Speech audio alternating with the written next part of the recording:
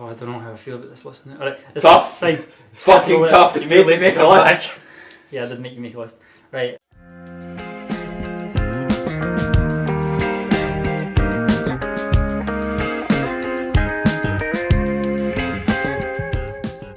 Hi guys, how you doing? I don't know if you remember, but quite a while ago me and Anthony ranked all the songs on By The Way from our least favourite to our favourite. And it was quite interesting. We had some similarities and some differences as well that were quite surprising. And with the release of the Chili Peppers' newest album, Unlimited Love, I thought it'd be a really good idea to do that again. And all three of us are really big fans of the Chili Peppers. That includes our cousin Ross, who we're introducing today. Hi everyone. So hopefully this will be quite an interesting way to see if our opinions match up. And this is very early in this album's cycle. Obviously, By The Way's been out for like 20 years. This album's been out for less than a month. So these opinions are very fresh, and we've been going crazy trying to get it right, but they're going to change 100%. But this is just what our thoughts are right now in the moment. So I guess I'll just start on my lowest pick. My bottom two picks are very neck and neck. Right, okay. So I don't know. Are they equally good or equally bad? They're equally okay. Okay. I would also like to say, I don't think there's a single song in this album that I dislike. No. There's not a song that I actively dislike. There are songs that I prefer. Mm-hmm. And there are some songs that I think could be better. Yeah. These bottom two ones are kind of neck and neck. So my bottom pick is actually Let 'Em Cry. I'll just say I love the solo in this song, but beyond that there's really not much else that I like about it. The song's not bad, it's just doesn't really stand out to me and doesn't really grab me that much, so that's really my opinion on the song. Interesting. It may change. My least favourite on the album was actually one of the songs that we were treated to before the album's release, which had me extremely worried. It's the song Poster Child. I've actually warmed to the song since it first came out, but I do remember when the song first came out, my reaction was, oh no. My main gripe with the song is Anthony Kiedis' vocal melody, or not even melody, Anthony Kiedis' vocal choice throughout the verse in particular. That's compounded by a chorus that, to me, doesn't punch. Mm-hmm. Having said that, I found myself singing along with it now, the more that I hear it. Same. So it is a grower, but I'm not going to forget the fact that the first time I heard it, I was not blown away. I was worried the first time I heard it. Yeah, I could totally relate to that. Yeah. And Ross? Yep. So the bottom one for me is actually Tangelo, which I don't know if that'll be a controversial pick or not, but it's not really, like, there's nothing really wrong with the song. It's more just which songs I feel like are less replayable. Mm-hmm. Fair. And I feel like that's one that's just doesn't really grab me as much as the rest of the album. So that's fine. Can't say any fairer than that, yeah. Well, that actually segues really well, because my second to last, and it was my bottom until a few seconds ago, is also Tangelo. Mm-hmm. And all I said about this song is that I like that it's got a kind of nice chilled out vibe to it. It's quite one of the more kind of reflective kind of songs in the album. But I said, from dislikes for this song, it's just okay. There's nothing amazing about it. Like, it's just, there's nothing to it for me. Yeah. It just doesn't really take me where I want it to take me. So yeah, that's my reason for that being so low. Fair enough. My second bottom, number 16, is Veronica. Now, just this morning, while re-listening to the album, I've had a bit of a change of heart on Veronica. My first listen through to the album, it was the only song that I felt like skipping. But the reason that I felt like skipping the song was that it felt too disjointed to me. And I stand by that. Each of the parts to me don't make for a cohesive whole, but I like each of the parts individually, which is frustrating. In particular, I really like the outro. I'm sure that I wrote down it reminds me of the Beatles song I Want You, She's So Heavy. Just the outro section. So that is definitely a redeemable part of the song that I really enjoy. As I say, I do enjoy each part, just not collectively. So number 16 for me is actually White Braids and Pillow Chair, which again is one that I just feel like is... That's a controversial choice, but Continue. Again, it's just one I feel like it's just got less replay value, and I like the atmosphere on this one quite a lot, but it's just, again, it's not one I really find myself like looking forward to when I'm going through the album again, so hence why it'll be closer to the bottom. Yep, fair enough. Well, number 15 for me, I was laughing when Anthony said his pick was Veronica, because that's my number 15 pick. I knew we'd have quite similar kind of thoughts with this, because before we decided to do this video, we kind of spoke about it briefly. We definitely said we weren't too sure about Veronica. I basically just said with this song that I like the kind of synth parts, like kind of coming halfway through. I like both parts separately. I also have that written here as well. But I said it's like, it reminds me of this Ticonderoga, because that's got two so totally different parts in one song that should never have been together, in my opinion. So yeah, I just think that if this song had just chosen one of those styles and went with it, preferably how the song starts, like the kind of verses, I would have much preferred the song, but that's just how it is. So that was my pick. Cool. My turn, number 15. I don't know if this will be a controversial one. This is another one of the kind of singles that I think have been released from the album. These Are the Ways. Okay. Now, again, I don't dislike this song. I really dislike the lyrics. Okay. The lyrics and the chorus in particular. And I know through listening to Anthony Kiedis' interviews on this album, he was up against the wall and he just bashed out lyrics apparently. As quick as he possibly could, but for me, the chorus lyrics just feel unfinished. They really do. What I will say in this song, Chad Smith, holy shit. Like, his drumming in that song is outstanding. And the guys, Flea and John, they do bring it as well, a really heavy, grungy style, which is nice to hear. But yeah, I just can't really get past the lyrics for me. Yep, that's my 15. Yep, so number 15 for me is actually for a lot of the same reasons as Anthony, is Poster Child. It's another one that, it's a well-made song, but it's just not like one of the standouts, and it's definitely the staccato vocal delivery that's quite a big negative. I think we would all agree. It's one of those, and this will come out on a lot of my lower picks. It's a style that Anthony Kiedis has done to death, I think. He's milked out everything good that he's going to get out of that style of singing, just as a general point. Yeah, definitely. Fair enough. Right, on to my pick now. This is number 14 for me. It's actually One Way Traffic. And I think that may be a controversial pick as well. I like about this the fact that it's got a kind of almost a Blood Sugar Sex Magic kind of vibe on the verses. What I dislike about the song, I actually find the chorus very uninspiring. Like, I find it really quite the AO. It's you know, I feel like when the Chili Peppers are struggling with the chorus, we're just like, you want to just throw in some haze or AOs. And that's, I mean, you know what I mean? Yeah. Like, so yeah, it's not a bad song. Like, none of these songs are really bad, but it's just, I don't find myself wanting to listen to that one as much as other ones. So that's my pick. Fair enough.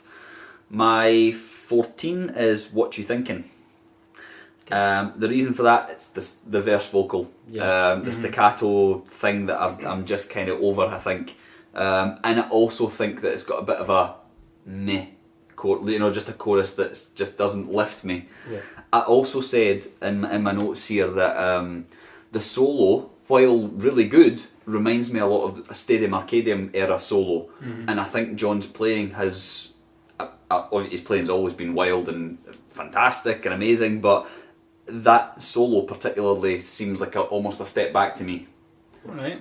While it's a good solo, stylistically it feels like a step backwards. Yeah.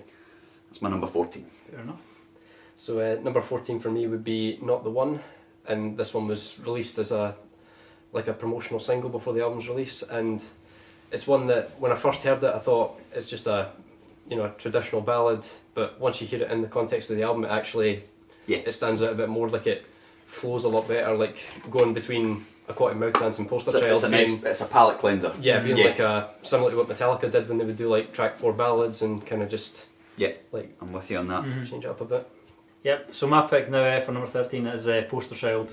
We're seeing a bit of a theme here. We've got quite similar opinions on a lot of these songs. Except for White Braids and that. Yeah. Apart from that, what is going on?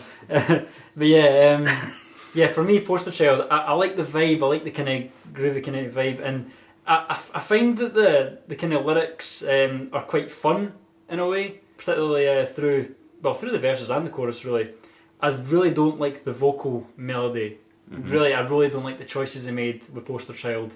I just think that it was very too basic. Like, it doesn't go anywhere. It's very one tone all the way through. Apart from the chorus, he is more creative than that. He is better than the choices he made there. See, I feel like anyone could have been given the chords for Poster Child and probably came up with the same vocal melody. Yeah. You know what I mean? Yeah. And that's not like to say that as a good thing. Like, there's nothing to it. There's nothing that says that's an Anthony Kiedis vocal line. It's just very basic. The only thing Anthony Kiedis about the song is the lyrics. But yeah, that's my reason for that being so low. I will say, as an overall thing regarding this album, I think the lyrics have kind of come under fire from a few people, and I know that I mentioned on one or two of the tracks there that the lyrics weren't for me, but by and large, I think a lot of the quote-unquote ridiculous lyrics, I find them quite fun. I find them quite funny. Well, that's what I said. I said I've got here fun lyrics. It's just the vocal melodies I'm not as keen on. Yeah. Cool. My number 13, coming right off the heels of Ross, is also not the one, and the reason being, again, it was a promotional single. I think it was the third one after Black Summer? It's either that or Poster Child, but anyhow, Not the One came out and we listened to it together. And we both kind of looked at each other like, oh, I'm worried. Yeah. It was when's the good part coming? We both said when we were listening to that song, when's it going to go somewhere? It's like, this is good, but it needs to go somewhere to take it to that level, and it never did.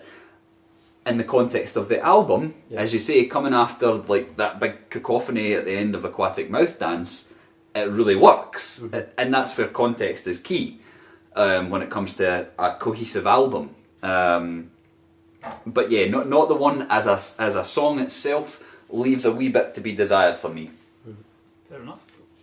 So number 13 for me would be Veronica, and I think for a lot of the same reasons as yourselves. I feel like the verses and the chorus, they're very much like two different songs almost. Like when you get to the chorus, it's almost like someone's switched the radio station to a different one, and then and not in like a Bohemian Rhapsody good kind of way. Not like a suburbia kind of way. That felt like we've got two songs here that we can't finish. Let's just squeeze them, mash them together. Which Freddie Mercury said he did that with Bohemian Rhapsody, but it happened to work on that song very well. Anyhow, Lewis. So we're on number 12 now. So I think I'm going to get a little bit of flack for this one. So my number 12 pick is She's a Lover. Okay. So I like a lot about this song. Like, we've passed the point of like songs where I'm like, You know, I do enjoy all of these songs going forward. Yeah. Like, I enjoy the ones before, but I would actively listen to these ones. I feel like with She's a Lover, like, it's got a great kind of funky vibe, great harmonies. The music, I can't fault it. The problem with this song for me is actually the lyrics. Alright, okay. I find, like, I know there's cringy lyrics all the way through. It's not a Red Hot Chili Peppers album without cringy lyrics. I find like the hug me, squeeze me kind of stuff is just... What about the Torrid Beast? The Torrid Beast's okay. The Torrid Beast can stay, but the hug me, squeeze me stuff... So you can be a Torrid Beast, but you can't hug and squeeze someone? Wow, Lewis. I don't know, I feel like it lets itself down a little bit, with the music being so on point, and the lyrics are making me like, you know, cringe at times even. I'm like, it lets itself down a little bit. Fair enough. I mean, my opinion will probably change of this. Like, I would have put She's a Lover much lower down before. It's climbed a little bit, but it's still on the kind of lower half of the album, so that's my pick for number 12. Cool. My pick for number 12 is also one that's jumped up quite a bit for me. I mean, it's only jumped up to number 12, but it's jumped up a little bit for me. It's Tangelo. Initially, the onslaught of the previous track was so much for me that I don't think I took the song in. I think I was spent after the last song. But coming back to it now that I'm used to hearing that other song that we will not mention at this point in time, now that I'm coming back to it after hearing that song, I've said that this morning I was listening to the back end of the album again, just that I thought it was actually quite a lovely outro to the album. I said it's a nice palate cleanser after such a bombastic previous song. It reminds me of Road Tripping, same way that they ended Californication with a nice kind of easy one, and it also reminds me of If from Stadium Arcadia. And it's a nice, as I say, in terms of being a palate cleanser, it's a good way to ease you out of an album that's very content heavy. Yep. Mm-hmm. That's my number 12. Fair enough. So number 12 for me would be the Great Apes, and that's actually one we were just listening to earlier, just to kind of familiarise ourselves with it. I feel like it's one that when you get to the chorus, it's a lot stronger, but the verses are kind of a long-winded, and they kind of take a while to get going. So Fair enough. That's fair. Sure. Strongly disagree, but fair enough. We're We're all entitled to our own opinion. That's fine. Right, my number 11 pick is I haven't actually written the name of the song, but I know by what I've said about it what song it is, and it is Aquatic Mouth Dance. I like a lot about this song. I mean, being a bass player, like I love the bass line in it as well. Yeah. And it's one of those ones that's kind of like got that kind of addictive kind of feel. You've been learning that, haven't you? I've been learning You've been learning that one. Yeah. Can't slap like Flea, but yeah, I'll give it a try. Maybe Bootsy. But yeah, it's a really fun song. I had it like much lower on the list to begin with. Actually, it's climbed pretty much more than any other song in this list. Actually, it's climbed. But I'm quite happy with where it is right here. I said I like that there's kind of like a Mars Volta-esque kind of instrumentation in it, like with all the horns and like all that stuff, and it's chaotic, but it's like pretty chaos. Yeah. Nice and funky. What I didn't like about it as much is that I feel like the chorus lyrics just a little bit uninspired as well. It's just I think it's hilarious. It's okay. I'm okay with it. You know what I mean? I don't think it's a problem. I would have been probably a little bit happier if it was something else, but it is what it is. Fair enough. So yeah, that's my pick. Right, and my number 11 is One Way Traffic. I did say from the get-go there are some inflections again on the rapped vocals in the verse that I'm not too keen on. I like the pre-chorus, and I was letting these guys know, as everyone knows, I'm a major Chili Peppers nut, so I have scoured their B-sides for years. It reminds me of Time from the By The Way era B-side. Really enjoy the instrumental. The Hey-O chorus is a wee bit, it's a wee bit derivative, but it's enjoyable, and I wrote down there I can see myself singing along with it at a gig, in spite of myself. I really like the delay, the echo on the vocals in the bridge, and the bass solo for the outro. That's like a little thing unto itself. That takes you on a wee journey from start to finish of the solo, which is exactly what a guitar or bass solo should do. That solo alone is worth the price of admission for that song, that bass solo. Fair enough. So number 11 for me would actually be similar to Lewis, Aquatic Mouth Dance.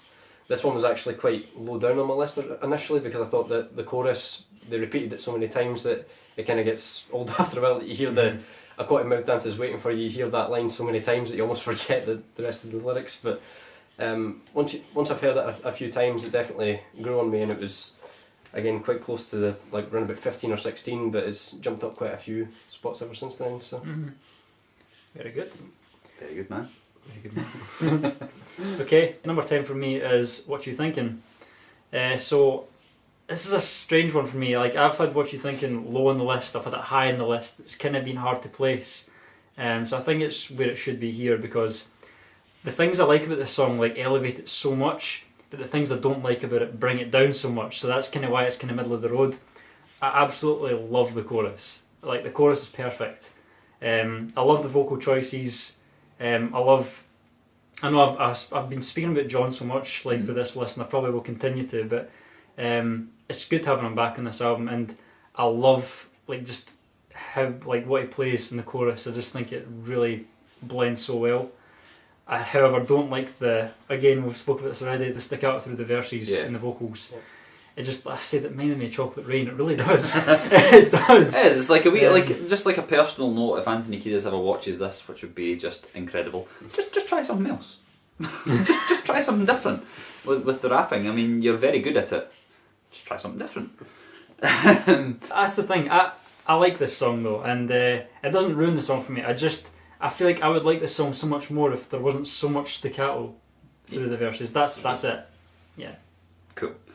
My number 10 is Let 'Em Cry, and right away, again listening to the back half of the album this morning, do you know what the intro and a lot of the vibe reminded me of? The song itself not so much, but the instrumental, it reminds me of the cover that they did of If You Want Me To Stay from Freaky Styley way back in 1985.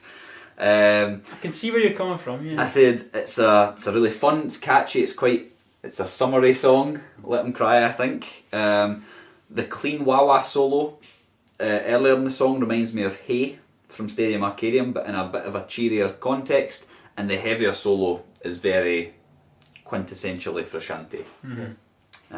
Yeah, it's my number 10. So number 10 for me would be What You Thinking, and again, similar to Lewis, it's one that the verses having the staccato delivery definitely does take away from it a little bit, but once it builds up to that chorus, it definitely like kicks into high gear, and it really it's worth all the build up. Fair enough. My number 9 pick is These Are The Ways. So we're kind of all choosing quite similar kind of placements, I think. Yeah, there's like outliers on each list, but generally, yes. Yeah, overall. So These Are The Ways, number 9, because I like the parts like of the song, how they go like on a journey. It's like Veronica seems like it tries to go on a journey and the wheels end up falling off, and whereas this one I feel like it goes on a journey and it's just, oh, we're here now. Yeah, I like it a lot. It just works a lot more for me that way. Dislike for this song, some of the vocal choices, like you said. I literally said for dislike the smells. Yeah, that I hate that. I actually hate it. Yeah, obviously it was much lower on my list than it was on yours, and I think it's that line. Yeah. And that particular part of that line, that one thing made the song nosedive for me. It's like the sights, the sounds, the smells. The smells. Yeah. Yeah, I don't know. Maybe it'll grow on me eventually, but it hasn't. Cool. Yeah, so I'm just not as keen on that one because of that. But everything else about that song I quite like. Number 9 for me, Black Summer. It's a fantastic song. I remember the day that Black Summer came out. I was working and it came out and I listened to it on my lunch break, and I was laughing hysterically because of how happy I was that the Chili Peppers were back. I loved it, and I still love the song. It's a really good way to reintroduce yourself to the band after such a long time. It's quintessential Chili Peppers. I've said that word already, but it is. It's the four of them. It's Anthony, John, Flea, and Chad doing what they do best. Brilliant guitar solo. Not the best guitar solo on the album, but it's a great kind of statement saying we're back. The reason that it's lower on the list is because it actually feels, to me, somewhat out of place on the album. It's a great song, but I don't think it belongs on that album. And it was very clearly earmarked as the single out of all the songs. Yeah. As I say, I do love the song, but just for the fact that it's slightly out of place for me, it dips on the rating, so it's number 9 for me. So number 9 for me would be She's a Lover. Again, this is one that we're trying to familiarise ourselves with recently, and it's one that the lyrics being kind of awkward, or as people were saying, like not the greatest, it's still got that kind of tongue-in-cheek feel to them. They're still like entertaining, so it's definitely one that I still enjoy. Cool. It's funny, I was speaking about similarities in the lists. My pick for number 8, my pick is also Black Summer. So the things I like about it, it's got a catchy chorus, it's got an awesome solo. Things I dislike about it, pirate voice, Pirate voice, yeah. Dark side. Dark side. Yeah. I don't dig that as much, but it's a small gripe, you know what I mean, for like a song. Like, it's not going to ruin the song for me. It's just a little thing that I wish hadn't been done. But it only takes a little thing in a song to like turn me off from it a little bit. But the only other reason that it's a little bit it's not as higher is because I've heard it quite a lot, and I'm kind of getting a little bit tired of hearing it. And like I said the last time, I try to listen through fresh ears. Like, see if I'd just gone by like songs that I actually want to listen to, that Black Summer would be like a lot lower down the list actually. I don't really go back to it as much, but that's kind of unfair to say because all the rest of these songs are much more fresh to the ears compared to this one. Yeah. But I do appreciate it. It's a really good song. It's got a really catchy chorus. Love the solo. Like you say, it's a return. It's like welcome back to the Chili Peppers. Yeah. Number 8 for me, Aquatic Mouth Dance. I love it. I love it's proper like old school funk. and it feels like they're very much at home in that kind of song. It's very they're pulling from their influences. It's got shades of like Parliament Funkadelic and Sly Stone, which I mentioned earlier on in terms of Let 'Em Cry sounding a bit like If You Want Me to Stay, which was a Sly Stone song. The brass throughout the song, and particularly how it kind of builds into this dissonant cacophony at the end, that gets me. That really gets me. And the extension on the chorus for the love it. Just it's, as you say, it's the wee things in songs like that can take it for there to there. And that is it for me. Number 8, Aquatic Mouth Dance. So number 8 for me would be Let 'Em Cry, and for a lot of the same reasons as She's a Lover. It's just such a more like fun and upbeat song. It's just it's definitely one of the more like entertaining tracks on the album. Perfect. Right, my next pick is Not the One. So I love the kind of chilled out vibe of this song. The vocal melody I really like, particularly through the verse, the vocal melody I really like when it goes higher, like I really like that. There's something about that just really really connects with me. Dislike about the song, it doesn't go anywhere. Like we spoke about this the first time we listened to it, and the song definitely has gone up the list for me since the first time I heard it, but it still doesn't go anywhere. Like it doesn't matter how many times I listen to it, it's still just the verse and the chorus and then no payoff, if you like. So that's the reason why it's not any higher than what it is. Number 7 for me, She's a Lover. I'm not going to say much about this one. The bass is fantastic in this song, as it is throughout the album. Flea is on top form on this album, and John, while being on top form, is doing a really, really good job of making space for Flea. And all three of them are the musical players in the band they're really getting good at finding their spaces in each of these songs. It's a catchy song. It's got funny lyrics. At the Torrid Beast, love it. Absolutely love that line. I'm not going to say much more about it. I think it's brilliant. I think it's really catchy and it makes me laugh. So number 7 for me would be It's Only Natural. I would say this is probably the most atmospheric song on the album. It's just the vibe of it is a lot more like relaxing than a lot of the other songs. It's just that well written as well. It's Totally agree. Yeah. Cool. So my next pick, my number 6 pick, is White Braids and Pillow Chair, in a more appropriate place for us. I'm kidding. Nah, but just the things He's I like. Never coming on the channel ever again. The things I like about this song, I love the chorus. I really like the ending as well. I like the kind of groove, the kind of drum kind of groove, the like I don't know what you kind of call that, like a train. Yeah. I like the kind of drum groove. The only thing I'm not as keen on with this song is it's kind of a little bit low energy. Like it's a little bit static. Like you kind of touched on that a little bit. Like there's not really much to go back to for it. Like until that outro kicks in. Until the outro, yeah. Because it's actually quite I don't know for sure, but I'm pretty sure it's quite a shorter song compared to a lot of them anyway. Or it feels that way anyway. Maybe it's because the outro takes up so much. But I feel like this song's no sooner started than it's finishing. I like it. I really like it. Can't fault it. Absolutely, I agree. Number 6 for me is Here Ever After. I thought it was going to be higher, and I think on a different day, in half an hour, it probably will be higher. I love the kind of tribal feeling in this song. It vaguely reminds me of Kings of the Wild Frontier by Adam and the Ants, which I know John is heavily influenced by. A very catchy chorus. She's the kind of girl, you eagle-eyed or eagle-eared, whatever it is, Chili Peppers fans out there will remember the line She's the Kind of Girl from the song No Chump Love Sucker from Uplift Mofo Party Plan. Entirely different context, but the guitars and the bass complement that tribal drumming really well, and it kind of sounds vicious to me, that song. My notes here, it would have been a really good opening track to the album, but it's one of my favourites on the album. That is so true. But she's the kind of girl you pointed that out to me, and I was like, there's a few cases in this album where it's like he's kind of pulling from wee bits and pieces throughout the old Through their history, songs. Yeah, Yes. even on What You Thinking, the way he sings "What Is It For," it kind of reminds you of Dark Necessities a Yes, little bit. Yeah, yes, definitely. He mentions Behind the Sun Yeah. in Black Summer. Mhm. I'm sure in one of the songs he says Any Other Day in exactly the same cadence as he says it on Slow Cheetah. We are standard nerds when it comes to the Chili Peppers.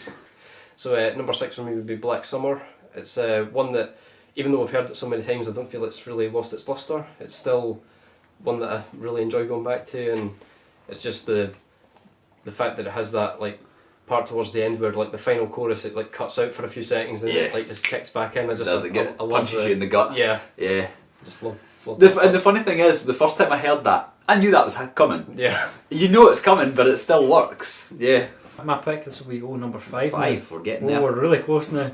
We're getting into the good stuff. Yep. These are the hardest ones. So this pick is number 5 pick is the Great Apes. So it's another song that kind of takes you on a bit of a journey. Like there's kind of a lot to it, a lot to digest. You've got like the kind of rolling bass and the kind of chilled out kind of vocals through the verses, and you've got that really hard hitting kind of pre-chorus type thing. The flowers fly. Yeah, yeah. That kind of bit. Yeah, and then you've got the really awesome kind of payoff with the chorus there. Which I love the lyrics. All my love and half my kisses. I love that. Superstars don't do the dishes. I love that. Like that's a brilliant chorus. Like that's really where the Chili Peppers shine on this album with their choruses, definitely, and that's a good example of that. The solo is fantastic, and this is actually the one song on my list that I don't have anything to say that's at all negative. Like I don't have any dislikes. Yeah. Number 5 for me, Bastards of Light. Which I didn't think was going to make it that high, but upon re-listening I can't stop singing it. I love, this is one of the examples where, unlike Veronica, the change in the song is not so jarring, and they somehow managed to go from quite an electro-inspired verses into like a country Eagles type sounding chorus. Very sweet kind of country sounds, which again is really juxtaposed nicely with the repeated use of the word bastard, which you don't tend to hear in pop songs or rock songs very often. Wonder why. And I like the change in the bridge, nice heavy grungy bridge, which I've written down here. I actually get kind of One Hot Minute vibes from the bridge of Bastards of Light. And for all those reasons, it's my number 5 pick. Cool. So number 5 for me would be These Other Ways, and I feel like this is one that, even though you were saying about the lyrics not being too great and like kind of feeling like they're very like stop and start, I feel like once you get past that, it's like I can look over that a bit more. And when like John slams on the guitar at the end of the chorus, it's got that like almost like a hard rock like vibe to it. Just it is, there's quite a lot of kind of grungy influence in this album, I think. Definitely. Yeah, and like you were saying with Chad's drums being probably the strongest on that particular song, I would say. It's a shame that it's a bit lower for me for the reasons that I can't really get past, but Chad's drumming on that song is outstanding. Yeah. Like for a man he's older than the rest of us, isn't he? He's in his 60s, and for a man in his 60s to be moving that much air is impressive. So it's for me it's Bastards of Light. Very similar picks are seen here, particularly between us. What I've got to say about this song, I wasn't keen on it to begin with. It was quite near the bottom as well, actually. So I suppose my list has changed quite a bit, because this is at number 4 for me now. The chorus is brilliant. Like I've always liked the chorus of this song. I initially didn't like the verses, and I love them now. I think they're great. I like the kind of, it's a strange kind of balance they've struck with the chorus and the verses with this song, I find, and I like the choices of chords as well through the verses as well, and the vocal choices are cool too. Like the vocal melodies, love the harmonies. The thing that I'm not sure about, actually the bridge, I'm not certain if I love it or not. Right, okay. I don't dislike it. I certainly don't dislike it. I don't know how I feel about it yet. I'll say one thing for it though. It makes that last chorus really hit hard. Like when it comes in with the kind of vocals and the guitar. Yeah. It's really nice, and then that harmony comes in. It's just so sweet. So yes, really like Bastards of Light now. Nice. In spite of the profanity. Yes. Number 4 for me, It's Only Natural. I actually don't have anything written down for this song. I just think it's one of the more it sounds silly, it's one of the more beautiful songs on the album. Particularly the pre-chorus line, the she can't go home tonight. That part alone would have it high on the list for me. And then you've got the guitar after the chorus, the kind of harmonised guitar solo after the chorus, really gentle, nothing out of place. It's perfect, that song to me. And that's number 4. So number 4 for me would be Here Ever After, and this one is just like classic Red Hot Chili Peppers. It feels like it would fit right in on something like Stadium Arcadium or even on By the Way. It's just, it's everything you could really ask for in a Chili Peppers song, and it's one that, even though the chorus uses the same beginning of each line, it's still catchy enough to where you don't really notice the repetition much. Number 3 for me is Here Ever After. So we're all getting quite similar picks now again. We're getting to we're working up to it. So I'm seeing something coming here. Yeah. So Here Ever After, Here Ever After. The chorus bloody slaps. It's just brilliant. Everything's working. The drums are insane on this one. I've neglected to talk about the drums, although you guys have mentioned them, I believe. Yeah. The drums in this song are amazing. I love the tom work on it. And Chad's fast foot. Like you hear about Chad having like a fast foot, you only have to listen to this song to hear that. It's just... That's literally like the intro to this song. It's like, I feel like I'm like in the and I'm like dancing naked around the fire, like literally. Do you get what I'm like, how tribal, like it's like taking you back to like primal. Yeah, it's. I don't really know what more to say about that. That was weird. But it turns into Tom Hanks from Castaway, apparently. Yes, Wilson. Fair enough. I think the verses are so hooky. Like, there's parts to songs in this album where I'll admit I'm kind of just waiting for the good part. Like I'm waiting for the chorus to come in. Whereas this song, I'm enjoying. I'm having a good time the whole song, and that's the sign of a good song for me. I'll say one thing. Like, I initially thought like the song kind of needed something more, but I think it's actually perfect as it is. Upon further listening, just the way it is. Just the way it is. Yeah, it doesn't need to be like. It doesn't need to go on a freaking insane like journey, like a lot of the other songs do. I think because you hear some of the songs like that go on these big massive like odysseys and all that, and this song just like. I think it's that some songs would benefit by going somewhere, like not the one that we were talking about earlier. That would benefit by going somewhere. Whereas this song, on the other hand, is right where it needs to be. It's right there. Yeah. Yep. So that's my pick for number 3. Nice. My number 3 pick is White Braids and Pillow Chair, and again, similar to It's Only Natural, I think it's up there. It's probably the most beautiful song on the album, and particularly when you hear about the inspiration behind the lyrics. I've been obviously checking out some of the interviews that have been coming out. Anthony Kiedis was on holiday with his then girlfriend and in a restaurant and just spied this kind of older couple who were very, like, the guy had long white braided hair and the woman brought a pillow into the restaurant to sit on. And he said they just seemed like a very wholesome, nice couple who'd clearly just kind of chosen their own path in life. The outro is one of the nicest things I think they've ever done. I've said the whole song gives me a very retro vibe and it makes me feel nostalgia for a time that I never even experienced, which is a very nice feeling. I feel like I'm way back, like in the 40s or the 50s or something like that when I hear that outro. It's kind of similar to when you were talking about Cabron and the By the Way ranking. Yes. The slide guitar has that kind of almost like a Tom and Jerry vibe to it. Funny, I've written their Tom and Jerry vibes. Yeah. For that outro. Cool. So number 3 for me would be One Way Traffic, and for a lot of the same reasons as Here Ever After. It's just sort of like the fun nature of this one. It's really hard not to like sing along to it. So it's definitely a standout in terms of like when it comes on in the car. It's like you can't help but feel like you want to go faster. It's nice hearing somebody else's perspective of that, like having that up higher, because it deserves all the love. And as you say, like even I said, even though it was a bit lower on my list, I will be singing along with that whenever it's on. I can't help it. Yeah. See, I knew you liked that song because you told me right at the start, and I was like, ooh. See, like I say, I don't dislike any of the songs, and I don't dislike that song. But it's nice hearing someone else's perspective on that, and like seeing that all these songs are getting love from someone or so other. does that kind of even out the whole White Braids and Pillow Chair controversy? Not quite. That's right. Steady on there. Steady. Okay, so number 2 for me is It's Only Natural. And nice. this song was kind of middle of the road for me to begin with, and it just grew as well. It kind of climbed higher up the list. For me, in this song, the guitar steals the show. Like everybody's doing amazing, and the bass is really nice and tight, but the guitar is just beautiful. Like particularly like after the first chorus with that guitar that comes in, it's just so nice and so dreamy, and the solo is beautiful as well. Yeah. One thing I would say that I think I might dislike a little bit of this song, and tell me if I'm wrong, but actually I'm not sure if I love that. I think it's like a minor chord at the end of the chorus, like the In spite of and I'm like, it feels a little bit jarring to me at times.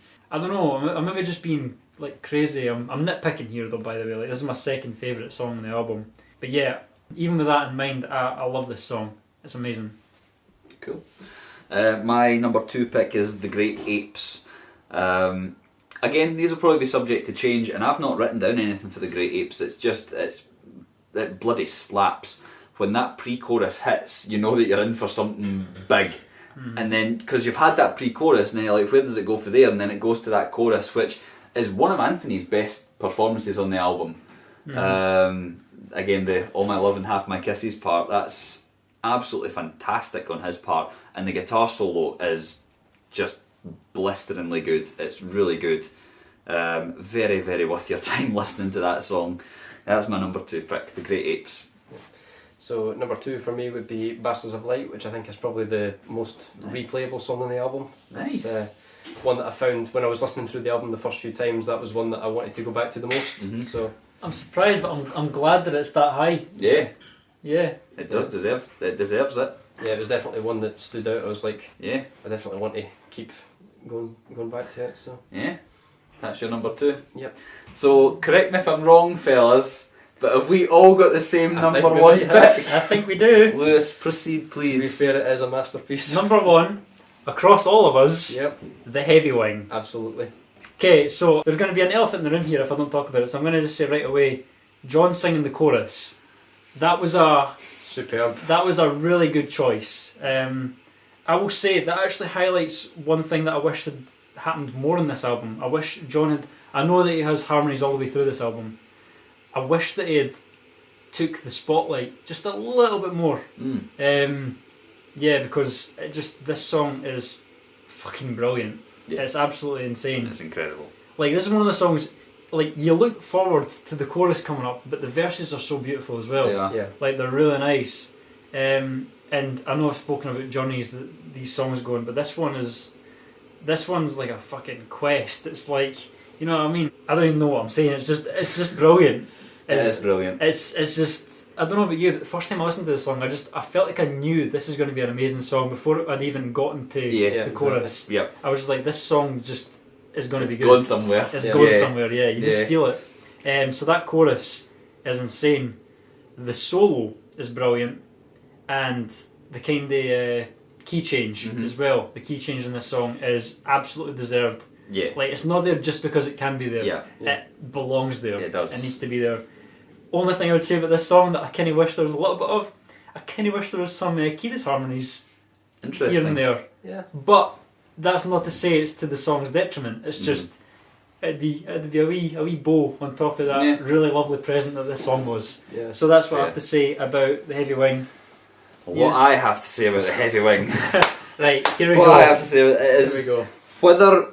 whether it's technically the best song on the album or not, whether it's the most well crafted, and I think it is up there as being one of the best and most well crafted songs on the album. The way that song makes me feel, it couldn't be anywhere other than first place on that album. It's like it can't go any higher. Yep. The song, and I let both these guys know because we were in touch the day that the album came out. When that chorus hit and the first time, I was stood in my kitchen listening to the song after finishing work, and I'm a 28-year-old man, and I was nearly in tears when that chorus started. And still, every time I hear that song, I actually feel myself almost like welling up, because it just stirs something in me, and for that reason alone, it has to be my number 1 pick. If a song can move you like that, it has to go to the number 1. And the only thing that I could describe that feeling, and it's the weirdest thing to describe it because it makes me really happy, it's like when you hear a song that reminds you of like a loved one that's no longer there anymore. that feeling like when you hear a song and you feel that lump, that's how I feel when I hear that song. But for some reason I like it. Yeah. Now the guitar solo again, whether it's the best solo or not, it's one of the only times that I've felt like a guitar. John Frusciante's mastery of the guitar, he has mastered it so well that he can actually let the guitar take over, and the guitar can be in control of him. The guitar on that song sounds like an animal. It doesn't sound like he's controlling this instrument. It sounds like he's like wrestling with this beast in his hands. I could talk about this song all day. It's one of the highest heights that I think the band have ever hit. It's one of John Frusciante's highest heights that he has ever hit as well, as a guitar player, as a musician, actually. To achieve such mastery of an instrument that you can let it take over you is something that I think every musician wants to achieve. But if you want that so badly, it'll probably never happen. It's something that just happens, and it's like they captured a moment when he was playing that guitar solo, and yeah, his vocals are outstanding. Yeah, because especially when you get to the key change at the end, you're thinking to yourself, how can the song get any better? And then it it does. does. It's like, and then, I mean, yeah, just like you were saying, the way the song makes you feel, it's like, how can it not be number one? Yeah. Yep. Like, I would say it's probably the best Chili Peppers song since Wet Sand, I would say. Yeah, funny it is, it's right up there. Wet Sand's a Goosebumps song as well. The three of us were all similar ages within 4 years of each other. We all grew up in the heyday Chili Peppers era. So I think there's a reason that it's up the top for all of us. Hearing John Frusciante, not like you can hear him throughout the album in his usual role, but seeing him kind of the spotlight comes on him, that takes us back to childhood. They knew what they were doing. Oh, absolutely, they knew what they were doing. Like, as I say, I'm just rabbiting on, and I could talk about that song all day, because it's like you don't often get a song that moves you that much. You get songs that you like, and I like every song in this album, but I was so moved the first time I heard that song. Yep. I actually, even as a massive Peppers fan, I didn't expect the album to have a point like that shifted me so strongly. One thing I'll say, see, when I was listening to the album, like, I've listened to this album so much just for this list in particular, but I would have anyway, but I listened to it even more, like, made a point of listening to it, and I actually thought, you know what, you get kind of, see, when you listen to an album, you start off, and by the end of the album, like, there's kind of outside kind of factors, you know what I mean, like, you've heard everything before, you've heard everything after. Yeah. So I actually done this thing where I put the album on shuffle sometimes, and I gauged my reaction to the song starting. Whenever this song started, I found myself getting excited for it coming. You know what I mean? Yeah. And that's a sign that, like, this song is going to be your number one. Yeah. Because you're actually, like, you're buzzing for it starting. I want everyone to hear it. Because even when you just hear that intro, you're just like, oh, it's this one. That's exactly what I'm thinking. Yeah. You got anything more to add about it? No, I think that's. I don't think I can top it that one. Yeah. What I am excited for is that apparently they've said there's a lot more music perhaps to come in the not too distant future. That's good. I mean, that's surprising. Yeah. But they've said that they wrote so much material that's probably worthy of being released that there could be more. That's pretty soon. That's really good news, actually. If it's anything like this album, then bring it on. Yeah. I was just going to say, do you want to have a quick word on the album itself as a whole? Like, what do you think about it?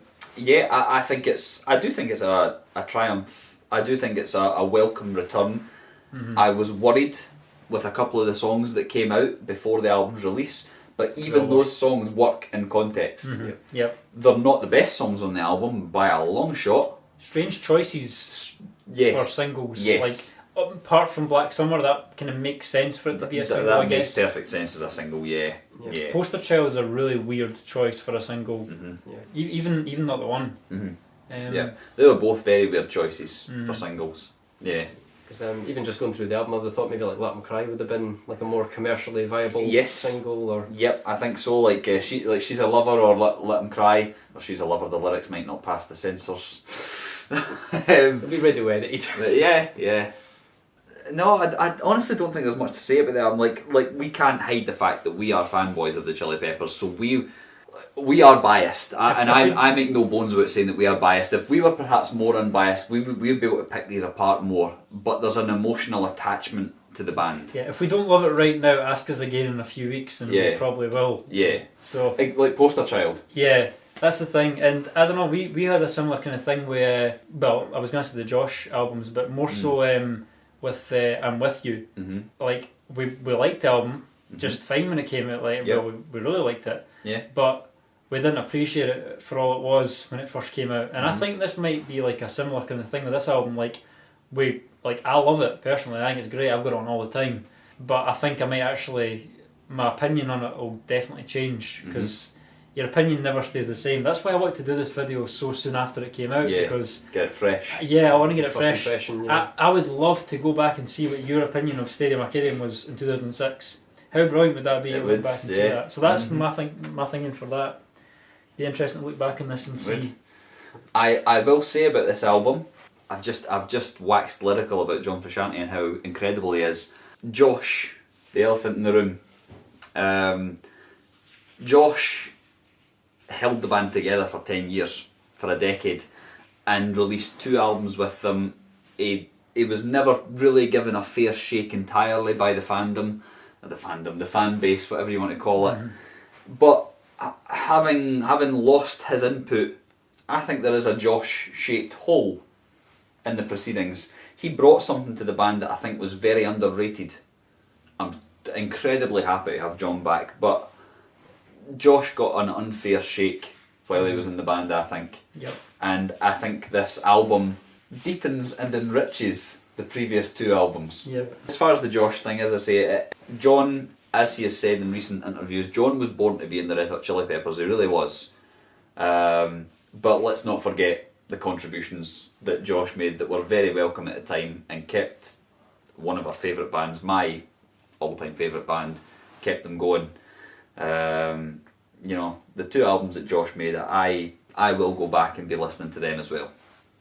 Yeah, same here. Absolutely. Yeah, I was just gonna say, like, it's one of those things where you can't like have your cake and eat it. Like, you want John Frusciante back, but I feel like it's a shame for Josh, because, like you say, he held the band together. Like, he was the glue that held it together. And like, if Josh hadn't joined the band, they wouldn't have come back 13 years later and been like, here's an album after 13 years.